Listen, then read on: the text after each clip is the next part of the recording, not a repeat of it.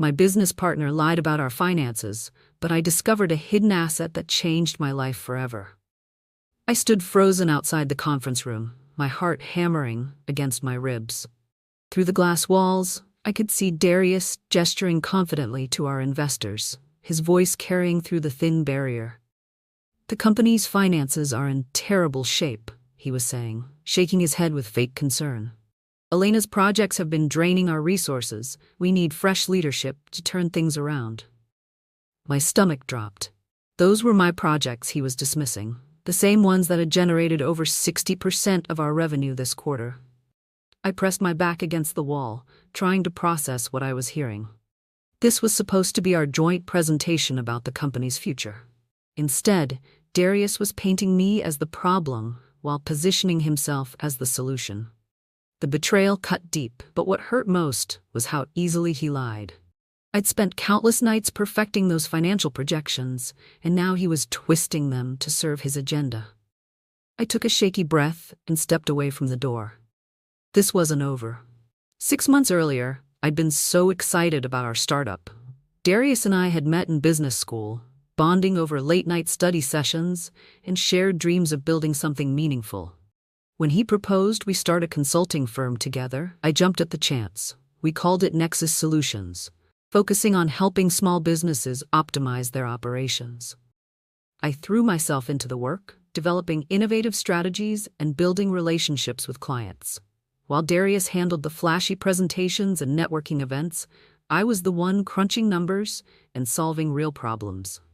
Our first year exceeded all expectations. Clients loved our approach, and word spread quickly through the business community. I remember the rush of landing our biggest contract, a 6-month engagement with a growing tech company. I'd worked for weeks on that proposal, analyzing their pain points and crafting a solution that would save them hundreds of thousands of dollars. When we won the bid, Darius took all the credit during our celebration dinner. "My presentation skills really sealed the deal," he'd said, raising his glass. I'd smiled and nodded, telling myself that partnerships required compromise. The confrontation happened the next morning. I walked into Darius's office, my hands trembling slightly as I clutched the financial reports I'd stayed up all night reviewing. "We need to talk," I said, closing the door behind me. He barely looked up from his laptop. "About what?" His casual tone made my anger flare. "About yesterday's meeting, about you telling investors that my projects are failing when they're actually our biggest revenue drivers." Darius finally met my eyes, his expression shifting to that condescending smile I'd grown to hate. "Elena, you're being emotional. The numbers don't lie. We're struggling financially." I slammed the reports on his desk. "These numbers show we're up 40% from last quarter, largely due to the client retention strategies I developed." He glanced at the papers dismissively. "You're misreading the data. Trust me, I have a better grasp of the big picture." That phrase, "trust me," had become his favorite weapon. Every time I questioned his decisions or presented conflicting evidence, he'd use it to shut me down. I realized in that moment that our partnership was built on quicksand. That evening, I sat in my apartment with files spread across my coffee table like pieces of a puzzle. Something wasn't adding up in our financial records. While Darius claimed we were struggling, our client payments showed consistent growth. I pulled up our business banking statements on my laptop, cross-referencing them with the reports Darius had been showing investors. The discrepancies were glaring. Money was being moved between accounts in ways that made no sense for normal business operations. Large sums were being transferred to a separate account I'd never seen before. My heart raced as I dug deeper.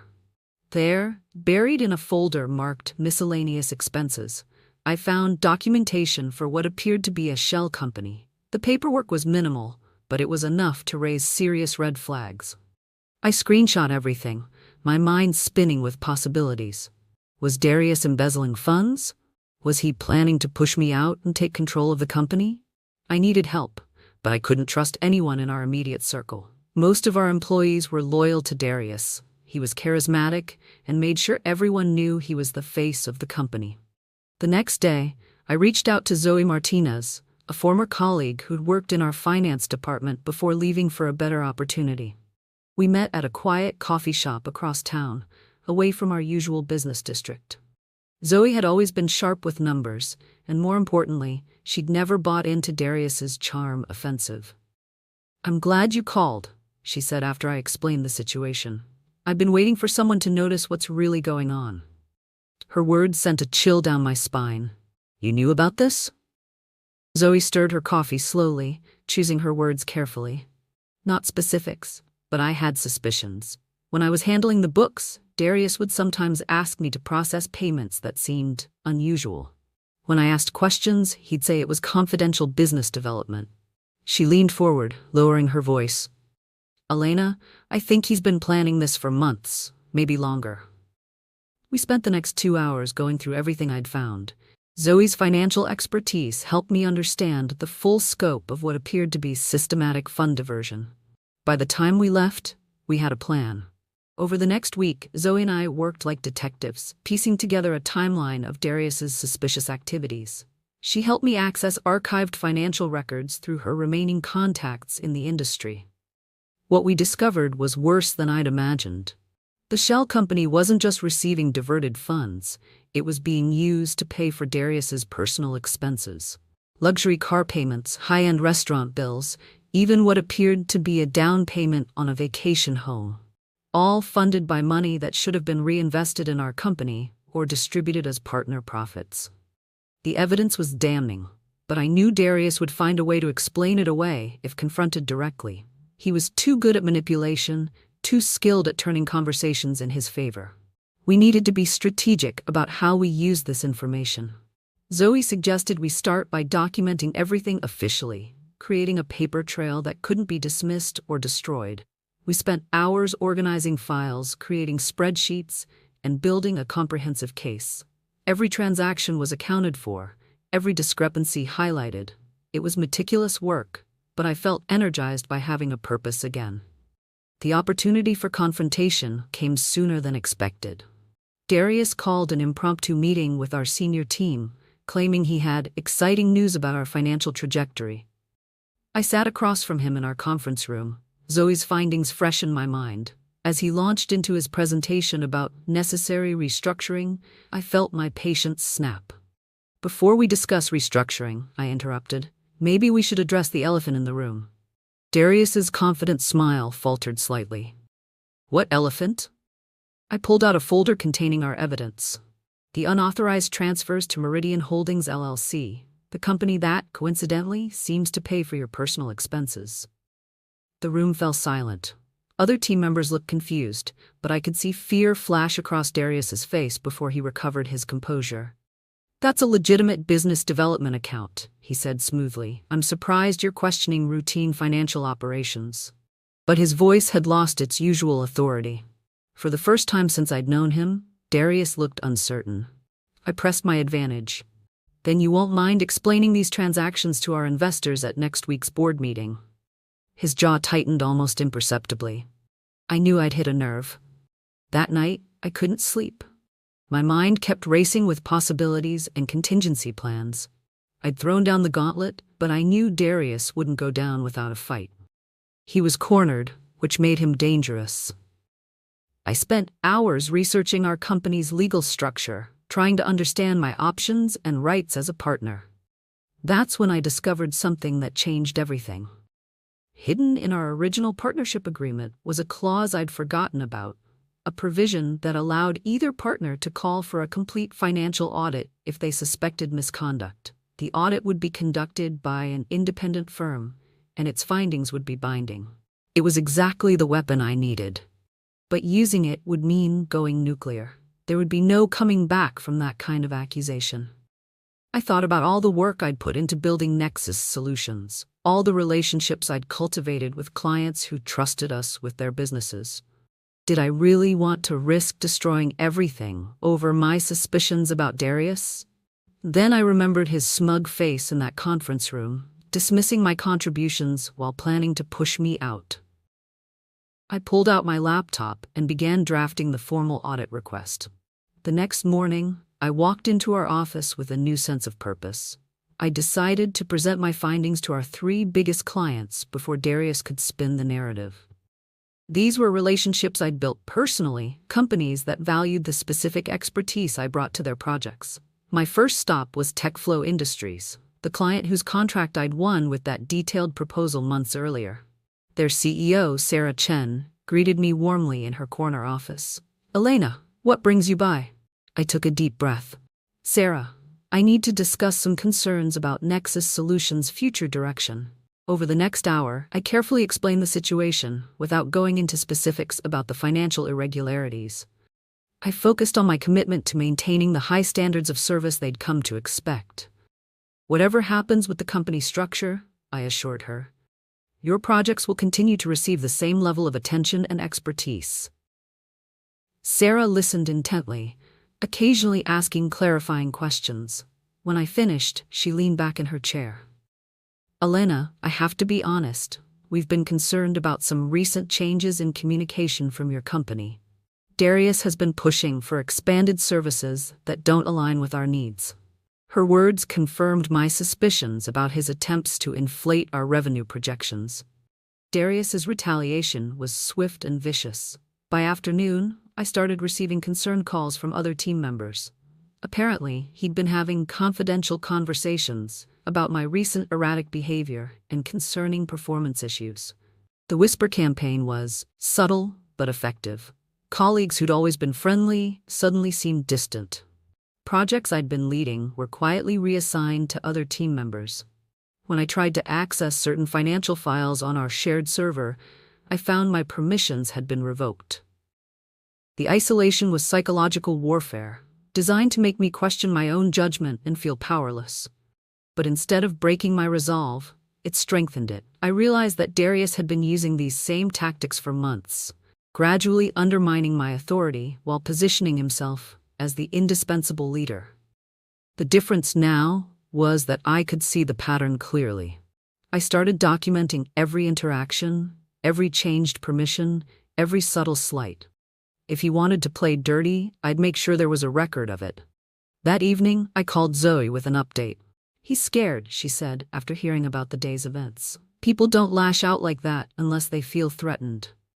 The breakthrough came from an unexpected source. A week after my confrontation with Darius, I received an anonymous email with the subject line, "You're not the first." The message was brief. "Check the employment records for Nexus Solutions' previous partners. Ask about Marcus Webb and Jennifer Liu. They might have stories to tell." My hands shook as I read the words. Previous partners? I'd been told that Darius and I were the company's founding team. I immediately started researching, using LinkedIn and industry databases to track down Marcus and Jennifer. It took several days of careful detective work, but I finally found them. Marcus was now running his own consulting firm in Seattle. Jennifer had moved into corporate strategy for a Fortune 500 company. Both had worked with Darius in the early days of what eventually became Nexus Solutions. When I called Marcus, his initial reaction was surprise, followed by something that sounded like relief. "I wondered when someone would finally ask about that," he said. "I've been waiting 3 years for this conversation." Jennifer's response was similar. Both agreed to speak with me, but only off the record. Their stories were chillingly familiar. Gradual marginalization, financial irregularities, and ultimately being forced out of partnerships they'd helped build. The conversations with Marcus and Jennifer revealed a pattern that made my blood run cold. Darius had perfected a system for identifying talented partners, leveraging their expertise to build successful ventures, then systematically pushing them out while retaining control of the assets they'd helped create. "He's like a corporate parasite," Jennifer told me during our video call. "He finds people with real skills, uses them to build something valuable, then discards them when they become inconvenient." Marcus provided even more disturbing details. "The shell company you found? He used the same structure with our partnership. By the time I realized what was happening, he'd already moved most of our assets into accounts I couldn't access." Both of them had been forced to sign non-disclosure agreements as part of their exit settlements, which explained why their stories had never surfaced publicly. But they were willing to provide anonymous testimony if I could build a legal case. The knowledge that I wasn't Darius's first victim was both devastating and empowering. It confirmed that my suspicions were justified, but it also revealed the sophistication of his operation. This wasn't opportunistic theft. It was a calculated business model.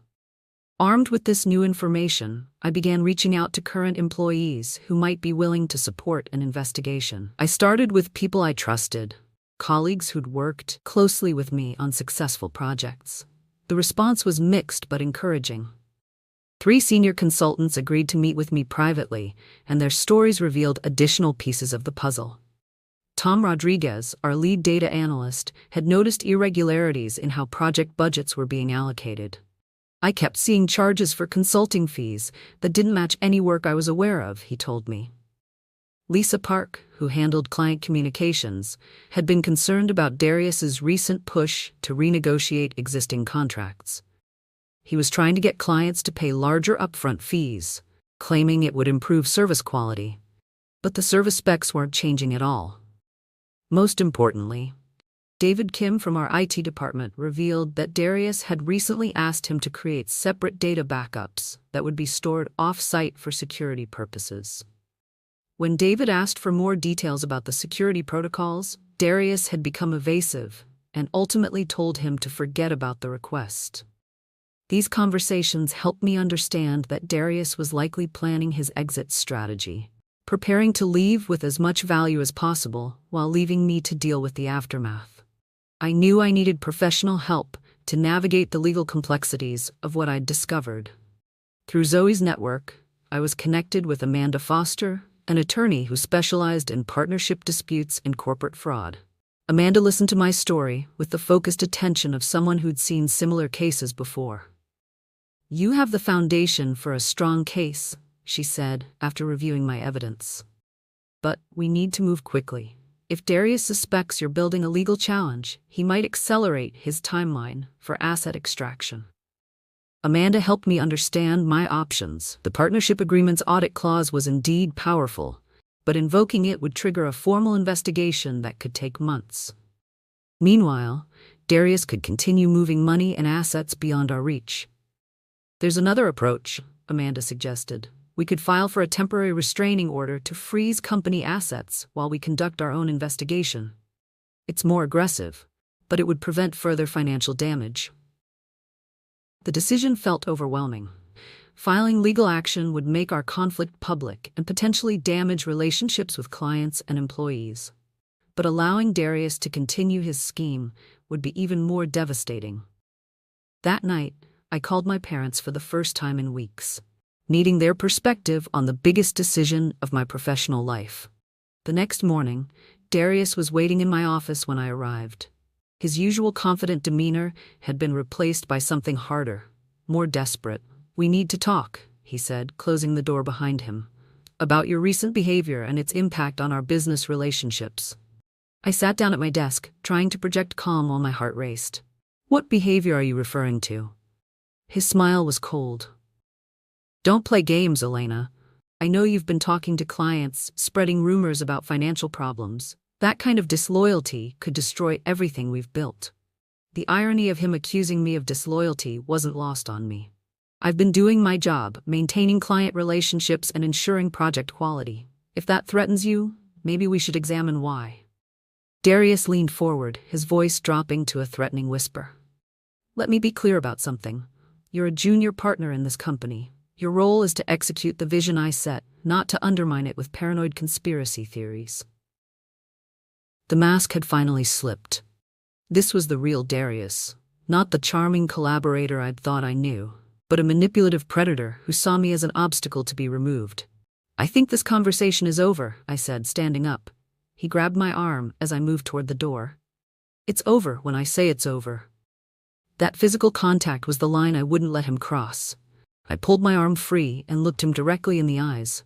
"Touch me again, and I'll call security." For a moment, we stood frozen in a tableau of mutual hostility.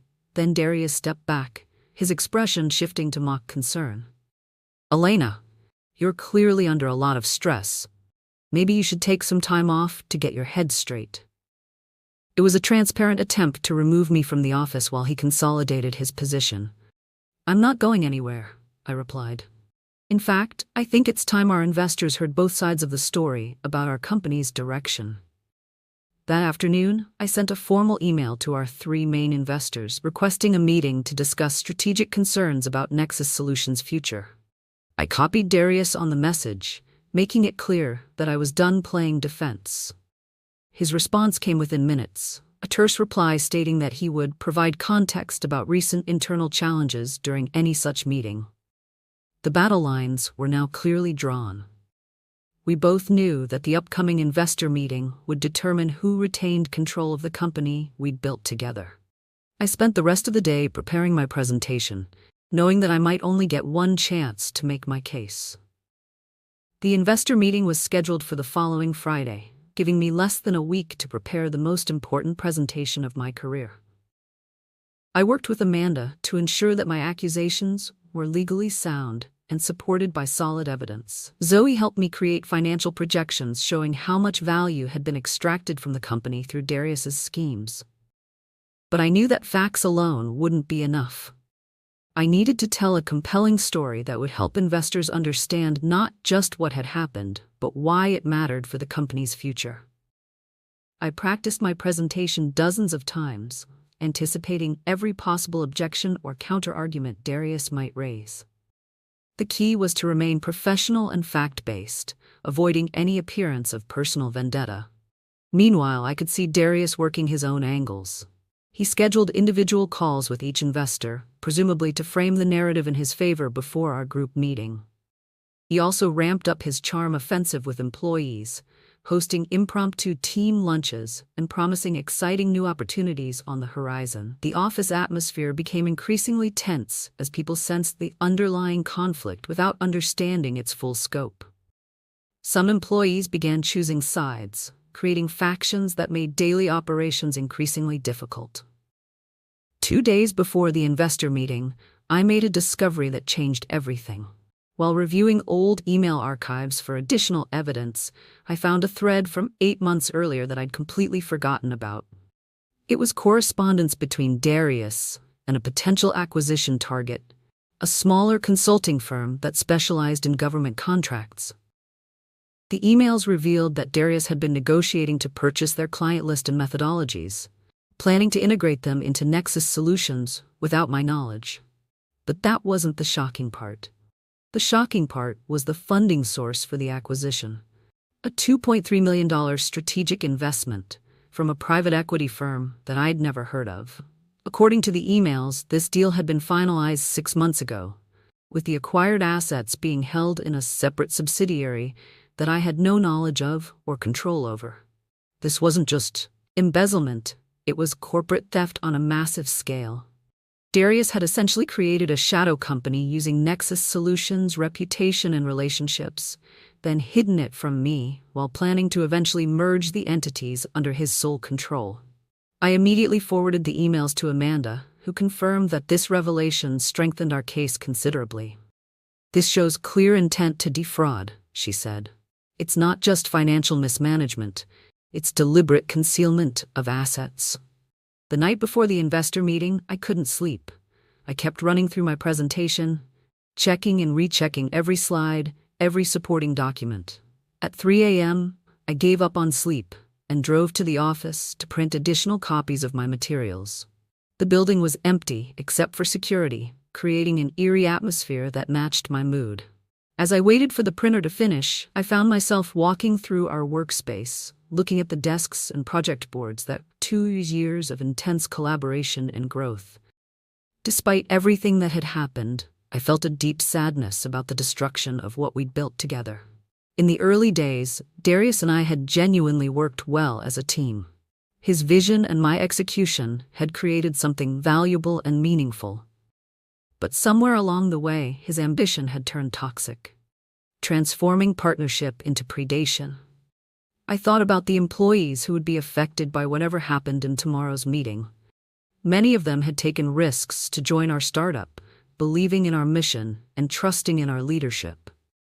They deserved better than to become collateral damage in Darius's schemes.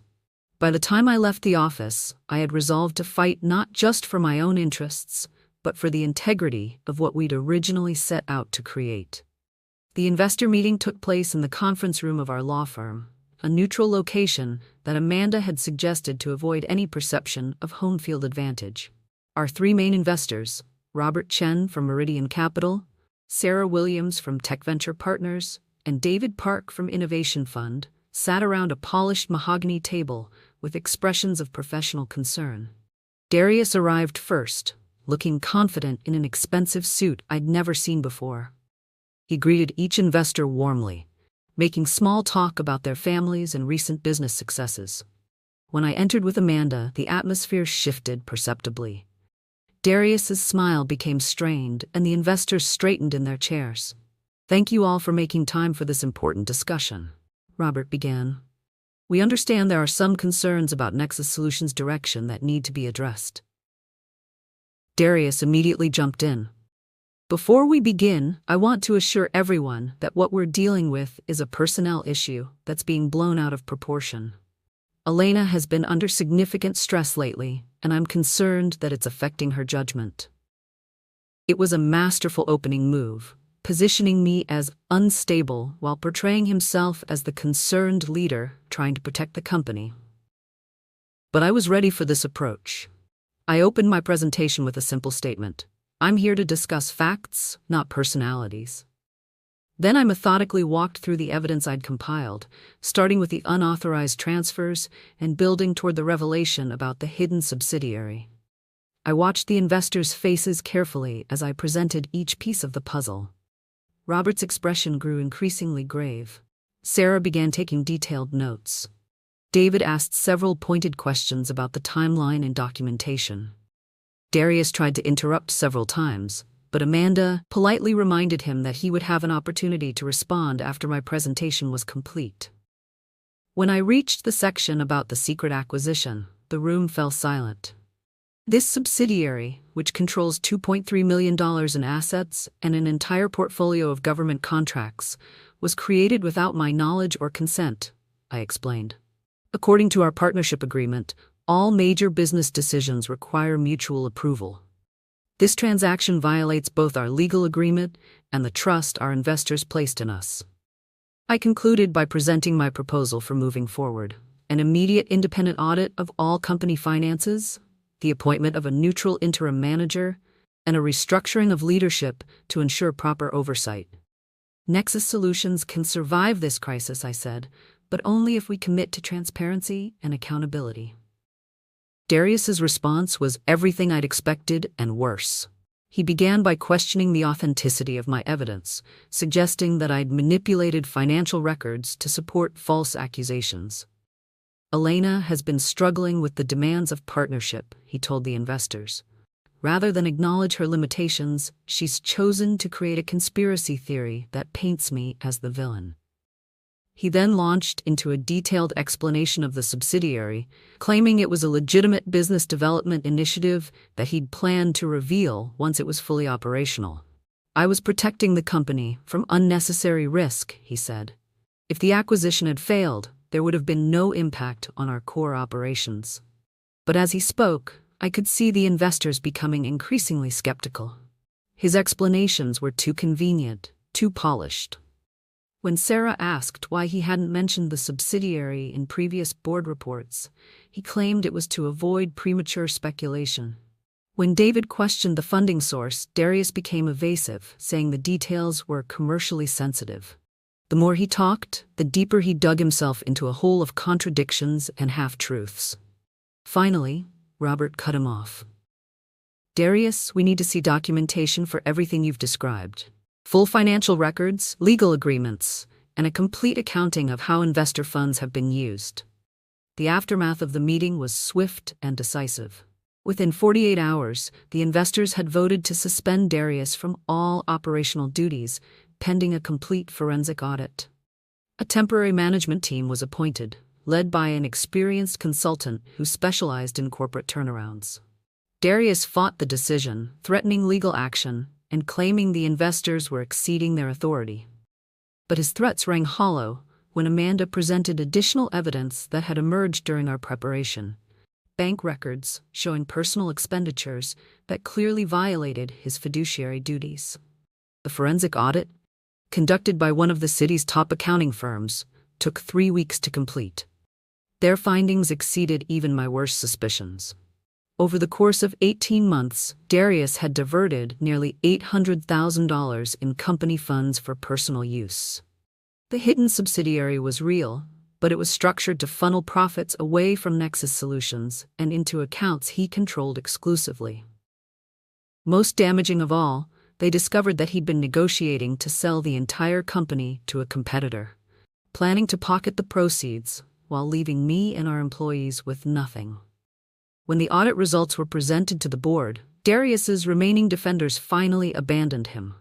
The investors voted unanimously to terminate his partnership and pursue criminal charges for embezzlement and fraud. With Darius gone, I found myself in the unexpected position of leading the company's recovery. The board offered me the role of CEO, with full authority to restructure operations and rebuild our reputation. It was overwhelming and terrifying, but also deeply satisfying. My first priority was rebuilding trust with our employees and clients. I held all-hands meetings to explain what had happened and outline our path forward. Many people were shocked by the revelations about Darius, but there was also relief that the underlying tensions and inconsistencies they'd sensed finally made sense. I implemented new financial controls and transparency measures, ensuring that no single person could ever again have unchecked access to company resources. We recovered most of the diverted funds through legal action and insurance claims. The hidden subsidiary was dissolved, with its assets properly integrated into our main operation. Within 6 months, we were not only back on stable footing but actually growing faster than ever before. Clients appreciated our renewed focus on service quality and ethical business practices. Several competitors tried to poach our talent during the transition, but almost everyone chose to stay and be part of our rebuilding effort. Looking back on that tumultuous year, I'm struck by how much I learned about myself and about leadership. The experience taught me that integrity isn't just about doing the right thing when it's easy. It's about having the courage to fight for what's right, even when the odds seem impossible. Today, Nexus Solutions is thriving under our new model of transparent, collaborative,